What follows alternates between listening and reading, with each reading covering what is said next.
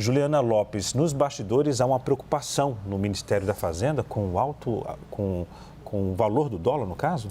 Tem com o valor do dólar, é importante a gente ter alguns destaques dessa pesquisa, Leandro, que também mostra uma preocupação em relação à avaliação do governo, à avaliação da equipe econômica como um todo. Esse é um levantamento que também aponta, e foi feita essa pergunta, se as pessoas tomaram conhecimento do pacote de gastos. A gente lembra, quando ele foi anunciado, fez um estrago em relação ao dólar, né, que aumentou muito e houve uma retaliação não, mas houve ali uma reação do mercado que foi muito ruim para o Ministério da Fazenda. E quando essas pessoas são perguntadas, 59% delas diz que nem tomou conhecimento do pacote de gastos. 40%, 20% apenas, na verdade, disseram estar mais ou menos informados. Os bem informados são apenas 16%.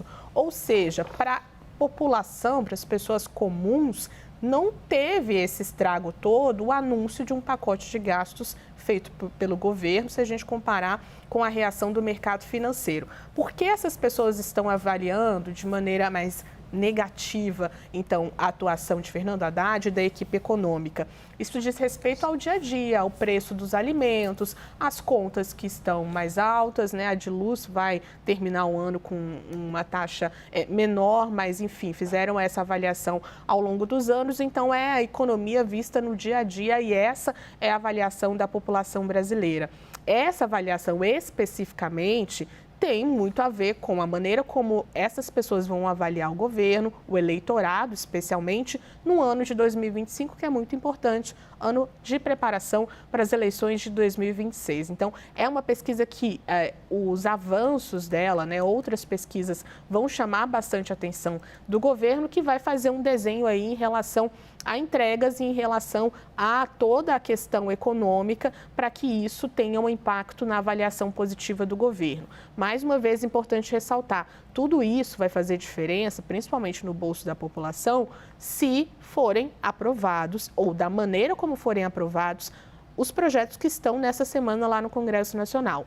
O pacote de gastos, que diz respeito ao arcabouço fiscal, a reforma tributária, que, enfim, vai sair do papel, tem algumas medidas em relação a benefícios como o BPC, tem ali um limite para o aumento do salário mínimo. Então, tem todo um desenho que o governo está articulando no Congresso Nacional em relação às pautas econômicas e, no fim das contas, a avaliação é essa. Como é que isso vai impactar o bolso do brasileiro para que a população continue fazendo uma avaliação do Ministério da Fazenda e do governo como um todo. Então, essa pesquisa, sim, faz diferença em como vão ser os rumos do governo para os próximos meses.